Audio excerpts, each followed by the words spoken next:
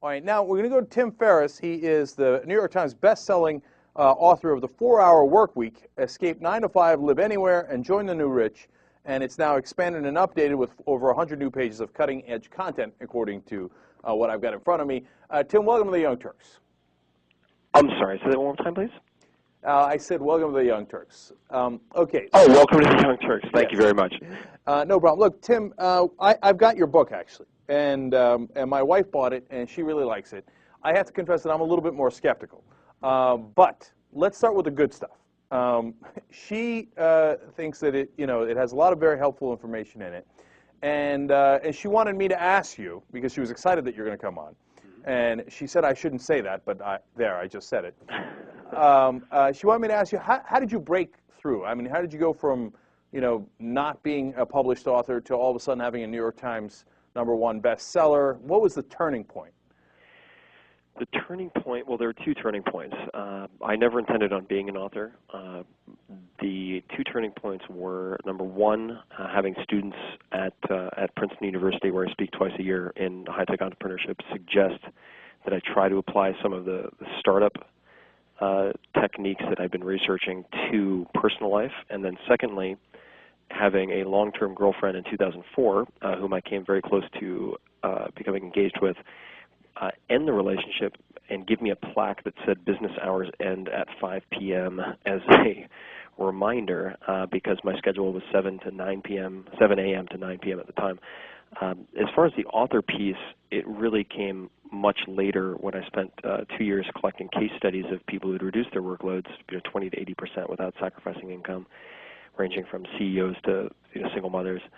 And an author friend of mine half-jokingly suggested that I make it a book. And the turning point, if I had to bring marketing and so forth into it, would be 4 or 5 specific bloggers taking a liking to the book very early on in the technology circles. And that was really what catapulted the book to its first stage and where it is now. But it was turned down by 26 out of 27 publishers. So the fact that it ended up in #1 New York Times, #1 Wall Street Journal, et cetera, was a huge surprise to everyone, including myself. Well, that is a very interesting story, and it's inspirational because a lot of people have had their work rejected, et cetera.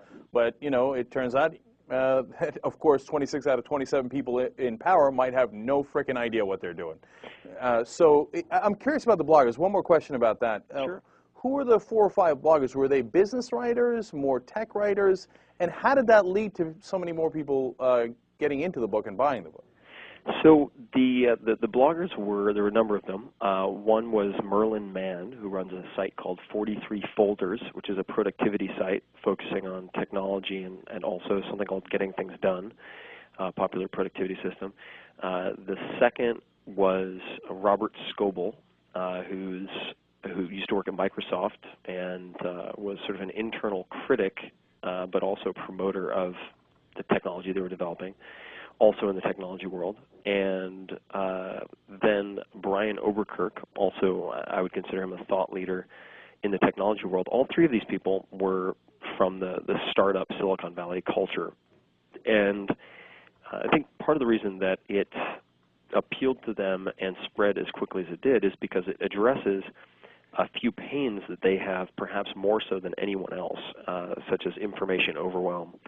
And most of the books that I think have been published before that fit neatly into, let's say, time management, focus on either foregoing money and assuming it's unimportant, so just being happy with less and stepping out of the rat race, or they're a how-to to becoming Jack Welch and running a Fortune 500 company. I feel like most people fall somewhere in between those 2 points. And one of the positives of your book is for people to realize, hey, listen, you know what? I don't have to be Bill Gates, and so you're not necessarily getting the best of both worlds. Okay, I'm going to teach you how to be a billionaire, but at the same time, you're going to work 13 minutes a day. But then I do get to my skepticism, Tim, which is 4 hours, inconceivable. Inconceivable. No, and you're right to be skeptical. And certainly in 2004, up to 2004, I would have been in the same boat. And it's not to say, and it's not just a made-up term for marketing purposes. There are case studies of people in the book who've reduced their work to 4 hours or less per week, meaning that what they do to create financial stability. But there are other examples of people who simply want to reduce their work week from 80 hours a week to 40 hours a week, which is the same number of hours as going from 40 to 0, but it's a very different effect, and in fact more important, I think. Other people simply don't want to stop working on the weekends. And so, I mean, I can give you a very simple example of a very fast way that someone could hypothetically save 4 or 5 hours. And for that matter, I don't distinguish between minutia and errands that you run for your personal life and minutia and errands that you would run for your business life. I think both are relatively a waste of your personal time. So one thing that people could experiment with today, you don't have to buy the book for this, is to go to asksunday.com, ASKSUNDAY.com. And what that does is gives anyone, even if they make $30,000 a year, the ability to have a 24/7 on-call virtual assistant. And the way that someone might use that, because maybe you don't have Excel spreadsheets to send over, is if you're doing holiday shopping and your kids want the hot 2 new toys of the season, but they're sold out everywhere, you call a 212 number, a New York number, routes you to a virtual assistant in India or the Philippines who speaks near perfect English, and you ask them to call every toy store within 15 miles of your home address, locate those 2 toys, reserve them behind the counter wherever they might be, and then call you and give you the location of where they are. And that would be a very simple way to preserve, let's say, your hard-fought weekend as opposed to spending 4 or 5 hours traveling from store to store.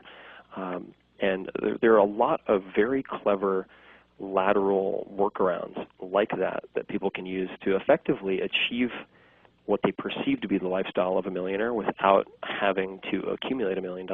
I want to talk about my example, and I want to see if you can get me from 80 to 40 hours a week. But before we do that,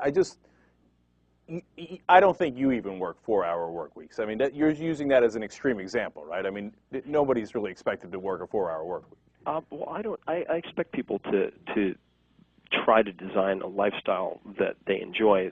For many people, that's doing what they love, and that could be 40, 60, 70 hours a week, as is the case with a lot of people who are fans of the book, like Tony Hsieh, who just sold his company Zappos for $1 billion to Amazon.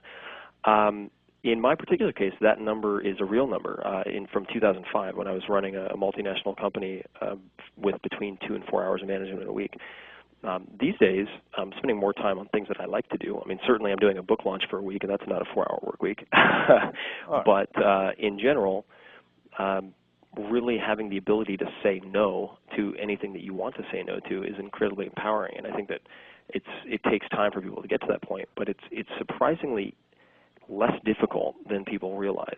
Okay, I just wanted to get to the sense that it wasn't literal, because obviously I know what it takes to launch a book, and there's no way it's done in 4 hours a week. I mean, we just spent 10 minutes. I mean, right. tick-tock, tick-tock. Yep. Right? So, I mean, we do a 4-hour show every day, pretty much, once you include the post-game. So I'm out of luck. But understood. So right. Yeah, but let's get it real, though. Let's get it real. And I work at least 80 hours a week. I got to do the marketing for the show. Today I had an interview with Russian TV. I get emails, but they're emails related to the things that I have to read for the show. I have to prepare the show. I have to do the show. We have the business side of it. It goes on and on. Mm-hmm. So how do I knock it down? So the way that you would decrease that, I would say there are a couple of things I would do.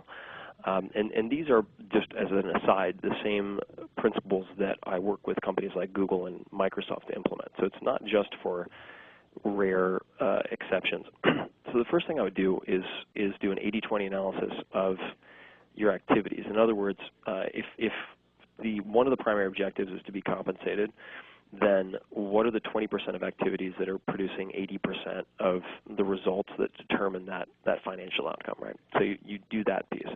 Then conversely, look at the 20% of activities that are consuming 80% or plus more of your time. And what you'll generally find, I mean, I don't know that many people involved with radio, but a handful of them, I don't think most people appreciate how much time goes into preparing these shows. It's a lot of time, generally.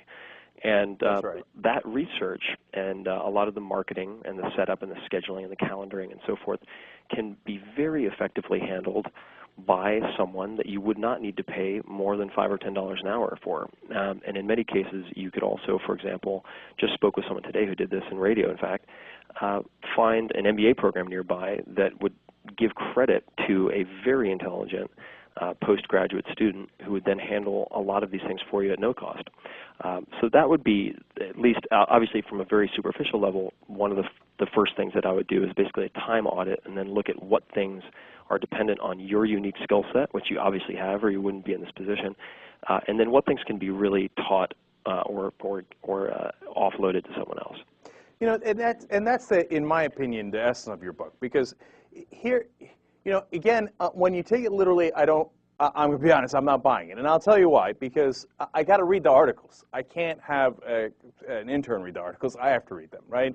And so I have to acquire that knowledge. And then the show takes a lot of time, et cetera. And then what we spend 80% of our time on doesn't bring us 20% of our revenue, to use this as a business, you know, example. What we spend 80% of our time in is the show, and it brings in 100% of the revenue. I mean, you know, give or take.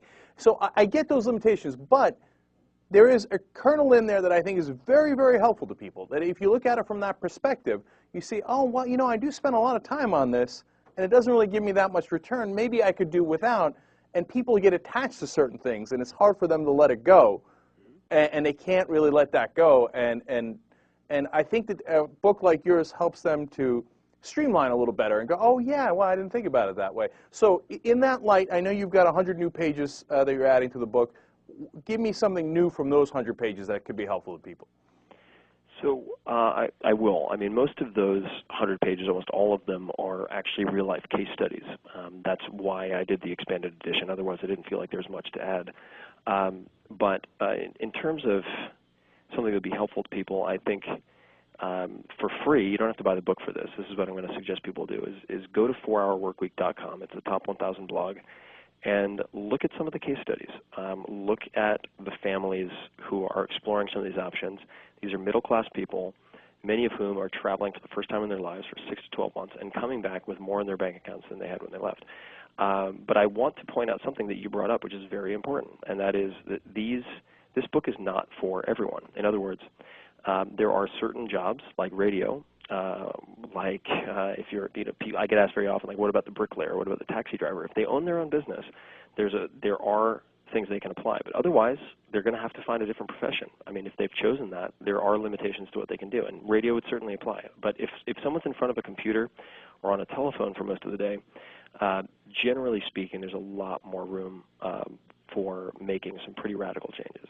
All right. Tim Ferriss, the author of The 4-Hour Workweek, we really appreciate you joining us and taking your time out to do that here in the Young Turks. Can't get enough of the Young Turks? Well, then subscribe to the TYT's YouTube channel. What's the matter with you?